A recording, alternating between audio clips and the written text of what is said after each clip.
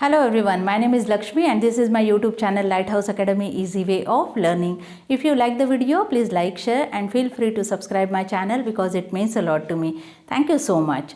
So today we are going to take the part 2 of the lesson Great Scientists Have Questioning Mind.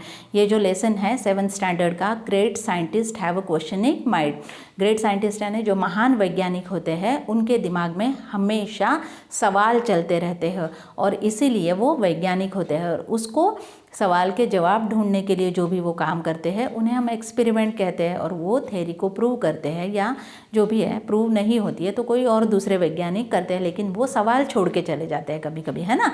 सो इसीलिए ये lesson का नाम है great scientist have a questioning mind. Part 2 है ये। Part 1 की link मैं डिस्क्रिप्शन में दे दूँगी और पार्ट 1 में पार्ट 2 की, तो आपको पता है कैसे देखना है। This is by doctor APJ Abdul Kalam, जो इंट्रोडक्टरी पार्ट में हमने जिनके बारे में जाना, जो हमारे देश के राष्ट्रपति थे 2002 से 2007 तक और बहुत महान वैज्ञानिक भी थे। एट द सेम टाइम उन्हें मिसाइल मैन भी कहते थे और बहुत सारी चीज़ें उनके बारे में क्या कहना है। ये लेसन जो है डॉक्टर CV रमन, जिन्हें नोबेल प्राइज़ मिला था, उनके ऊपर है।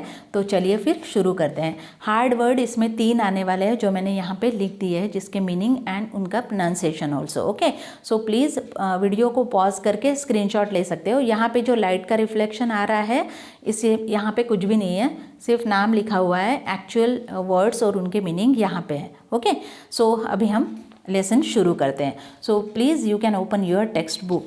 So great scientist have a questioning mind. Great scientific minds are restless with question.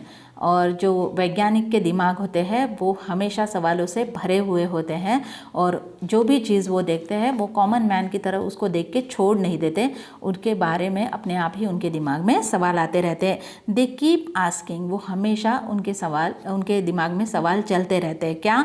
Why does this happen, ये ऐसा हो रहा है तो ये क्यों हो रहा है। Can I make it better, जो भी चीज़ है उसको मैं और अच्छा कर सकता हूँ। And what more can this do, और ये चीज़ और अच्छा क्या कर सकती है, ये जो कर रही है आज इससे भी और ज़्यादा अच्छा कैसे कर सकती है। Let us study the life of great scientist. आज हम एक महान वैज्ञानिक के जीवन के बारे में जानने वाले हैं। Who lived in the same era as Einstein but about 5000 kilometre east of Germany in India. Germany से 5000 किलोमीटर दूर उसी सेम एरा में पैदा हुए जब आइंस्टाइन पैदा हुए थे, और ये पैदा हुए थे इंडिया में। आइंस्टाइन जर्मनी में, लेकिन इंडिया में पैदा हुए थे। कौन scientist? Born in Tiruchirappalli. Tiruchirappalli नाम का एक प्लेस है साउथ इंडिया में, southern India. In the year 1888 Raman grew up to be one of the greatest scientist in India. CV Raman पैदा हुए कहाँ? तिरुचिरापल्ली में, साउथ इंडिया में 1888 में। He was a bright student right from the start and deeply interested in optical science and acoustic. अब ये जो थे बचपन से ही स्कूल में जब जाते थे तब से ही बहुत ही बुद्धिमान विद्यार्थी थे और उनका स्पेशल इंटरेस्ट किस में था? ऑप्टिकल साइंस, यानी जो देखने से, दृष्टि से रिलेटेड जो भी साइंस है, फिजिक्स है, उसमें उनका इंटरेस्ट था। और at the same time acoustic का मतलब है relating to sound and sense of hearing. सुनने के बारे में जो भी फिज़िक्स है, साउंड और साउंड की वेव्स और ये सारी चीज़ें, इनमें भी उनका बहुत ज़्यादा इंटरेस्ट था।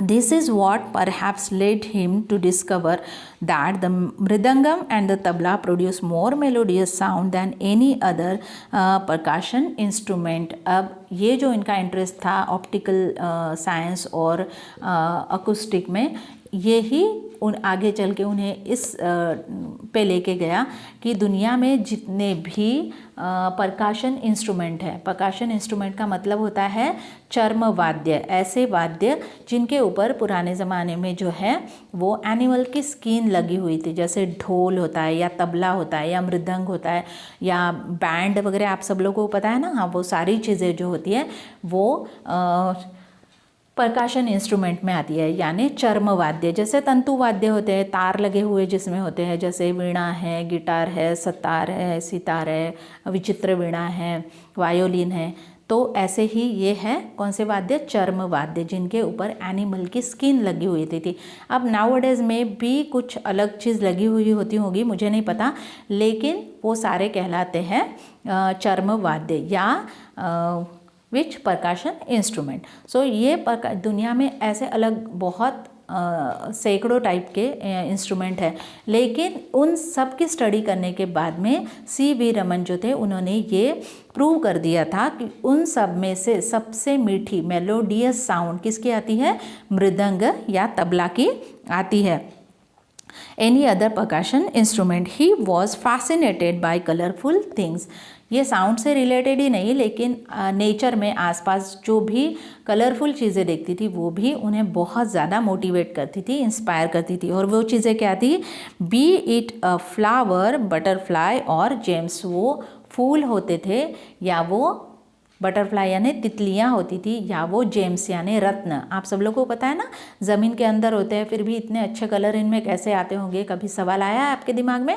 यस। सो ये जेम्स जो है, जेम्स यानी वो खाने वाली जेम्स की बात नहीं हो रही है, बाय द वे हम जेम्स की बात कर रहे हैं, रत्नों की, जिनमें वो अंगूठी में वगैरह लगाते हैं, लाल, गुलाबी, हरे, नीले पत्थर, हाँ, जिसको हम कहते हैं रूबी, सफ़ायर, एमरल्ड और क्या क्या है ना, डायमंड्स वगैरह।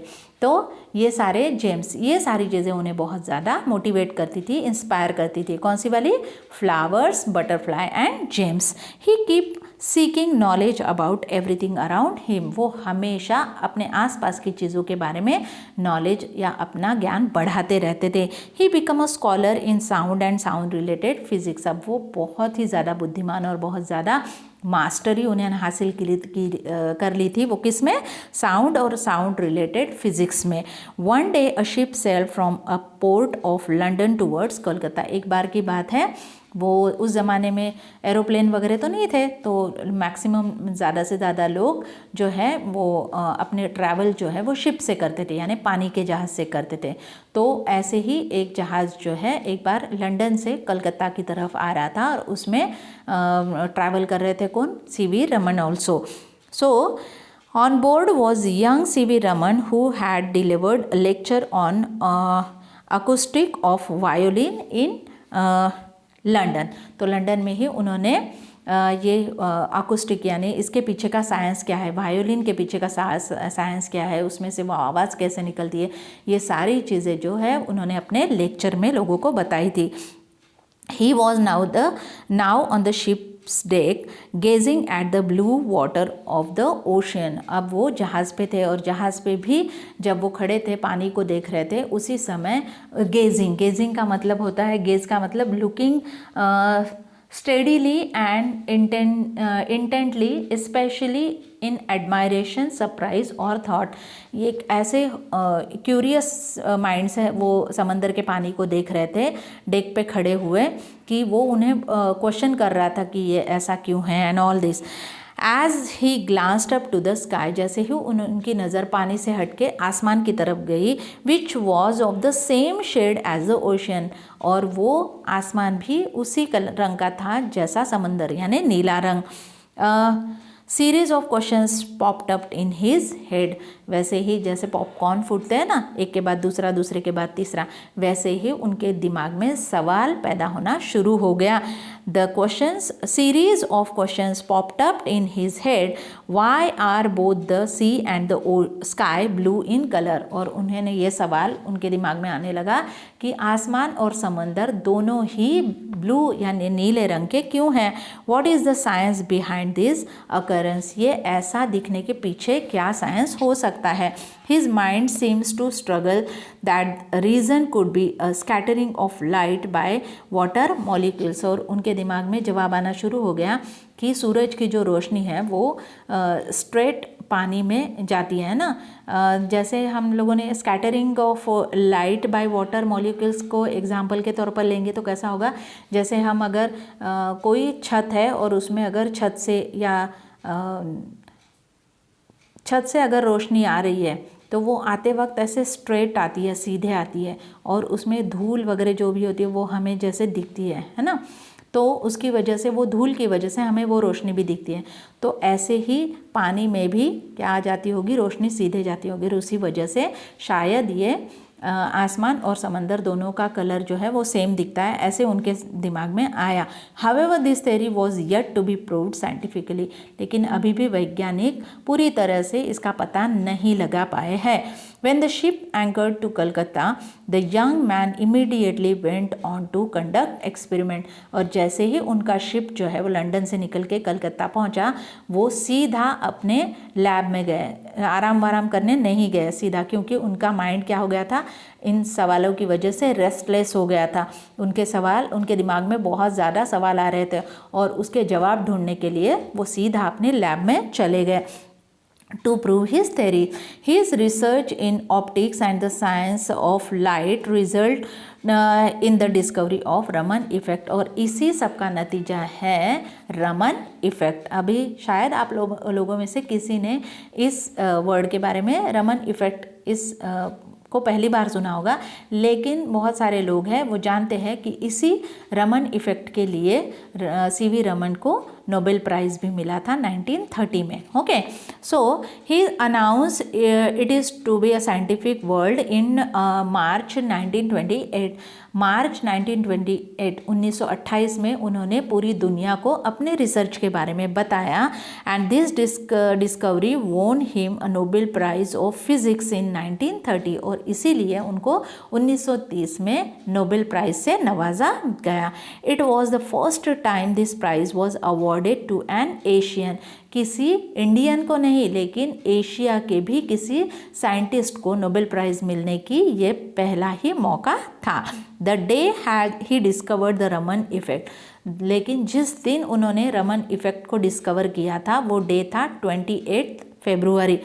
28 February was later declared as national science day, और हमारे देश में हम राष्ट्रीय विज्ञान दिवस इसी दिन मनाते हैं, 28 फरवरी को। Even before this, his contribution to the science of optics has been acknowledged. लेकिन रमन साइंस या रमन इफ़ेक्ट से पहले भी, नोबेल प्राइज़ मिलने से पहले भी उनके जो भी वर्क था रिलेटेड टू ऑप्टिकल फिज़िक्स या साइंस, उसको बहुत ज़्यादा एडमायर किया गया था, और इसके लिए उनको रॉयल सोसाइटी में फेलो करके इलेक्ट भी किया गया था। Even before this, his contribution to the science of optics had been acknowledged and he was elected fellow of the Royal Society. वो elected member थे Royal Society के in 1924. You would have learned about the Raman effect in detail at school. आप पढ़ोगे इस साल या अगले साल हो सकता है, आपको साइंस में रमन इफ़ेक्ट के बारे में पढ़ाया जाएगा। But do you know that the discovery subsequently help in determining the internal structure of some 2000 chemical compound. लेकिन आप जब पढ़ोगे तो पढ़ोगे, लेकिन इसके पहले ये बताना है कि ये जो रमन इफ़ेक्ट है, जो सीवी रमन जी ने जो एक्सपेरिमेंट किया था जिसके लिए उन्हें नोबेल प्राइज़ मिला था 1930 में, उस एक्सपेरिमेंट का यूज़ करके आज हम लोग मोर देन 2000 केमिकल कंपाउंड्स के इंटरनल स्ट्रक्चर को स्टडी कर सकते हैं। And can you guess what is the cost of the equipment that Raman use to prove his theory was. और क्या आप जानते हैं कि जो रमन इफ़ेक्ट में उन्होंने जो इंस्ट्रूमेंट यूज़ किया उसकी कीमत क्या थी, क्या हो सकती है? 200 रुपीज़, ओनली 200 रुपये, सिर्फ 200 रुपये में ये हुआ था। अब ये क्यों हुआ था, उसके पीछे क्या रीज़न था और क्या सोच थी सीवी रमन की, ये भी हम देखेंगे। Raman strongly felt that scientist should not be confined to laboratories to solve scientific problems. उनकी ये सोच थी कि कभी जो वैज्ञानिक है उन्होंने अपने आप को अपनी प्रयोगशाला या अपनी लेबोरेटरी के अंदर बंद करके खुद को ये नहीं करना चाहिए, रिस्ट्रिक्ट नहीं करना चाहिए, खुद को खुला छोड़ देना चाहिए। जैसे they should search around themselves and find those answered in accordance with nature.